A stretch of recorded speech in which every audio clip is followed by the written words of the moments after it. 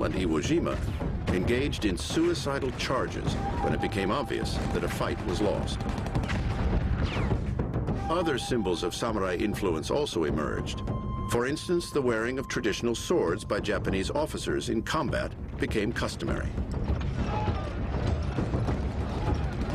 You even have pilots carrying samurai swords with them in the cockpits of their planes. And then there were the kamikaze, pilots who embarked on suicide missions, crashing their planes into Allied ships at sea. By taking the name kamikaze, the divine wind that destroyed the attacking Mongol armada in the 13th century, the modern-day pilots linked themselves to a glorious past. There was definitely a consciousness which one can perceive from the poetry they wrote as their farewell poems and other things, that they were, for better or for worse, managing to recreate or reconnect themselves with something from their past which they felt was real.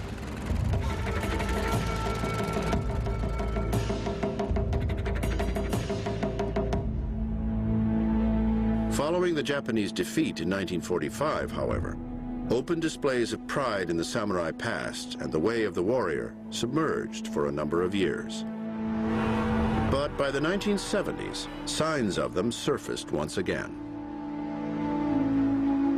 In an extreme case, renowned Japanese author Yukio Mishima, known for his fervent nationalism and resentment of the U.S. authored Japanese Constitution, staged a mini-insurrection at the headquarters of the Japanese Self-Defense Forces.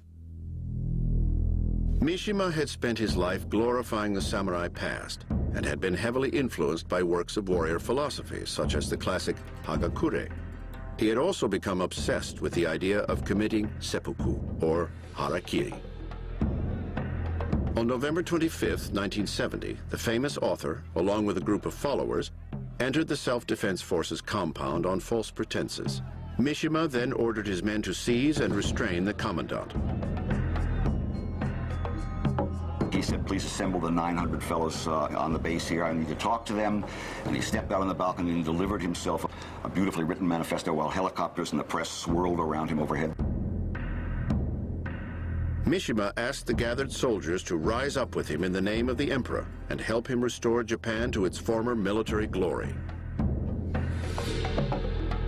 He knew full well, in my opinion, that that would never happen.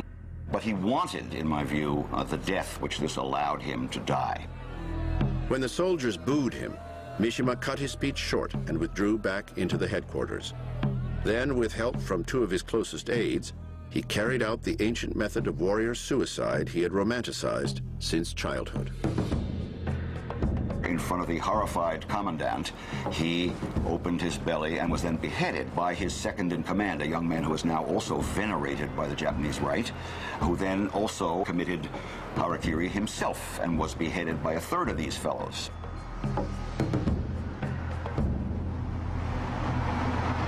The incident stunned the Japanese people, who by now had fully recovered from the war and were enjoying a measure of Western-style economic prosperity.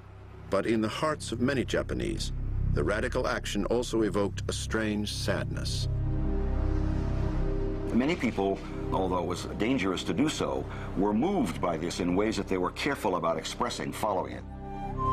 Although there was, to be sure, personal, idiosyncratic pathology involved in Mishima's end, there was at the same time an embodiment of the kind of despair that many Japanese were feeling about making so much money and feeling so empty, and about feeling culturally disinherited, disconnection from the traditions that, mythological or not, were at the center of Japan's view of itself into the past. Through the 1980s and early 90s, Japan continued to prosper. But even in an age of conference calls and cubicles, some Japanese businessmen looked once again to ancient samurai wisdom for help in their corporate battles. The Book of Five Rings, written in 1643 by legendary swordsman Miyamoto Musashi, discusses Zen-inspired fighting techniques and battle tactics. The work became popular among corporate warriors in both Japan and the United States, who were hoping to gain an advantage in the boardroom. Today, the samurai legacy persists most obviously in the form of martial arts academies. Many of these schools still require their students to study the warrior code and to strive to behave according to the virtues it promotes. Glimpses of the samurai past can also be seen at heritage festivals hosted by many Japanese municipalities. These festivals feature living historians decked out in full samurai battle armor, parading through the streets on horseback. Finally, the samurai has also become a staple of popular culture. Samurai themes continue to hold fascination for filmmakers and video game creators. Even though the samurai as a class no longer exists, interest in them, interest in the martial arts, even if you look at Star Wars with the lightsabers, you know, I mean, it's something which I almost think is still alive. And it's not confined to Japan. The ancient ways of the sword and bow may have been harsh, but in the view of many, their accompanying virtues of loyalty, self-discipline, and self-sacrifice are as valuable today as they were 1,000 years ago. At the origin of a noble warrior tradition, the tradition of the samurai.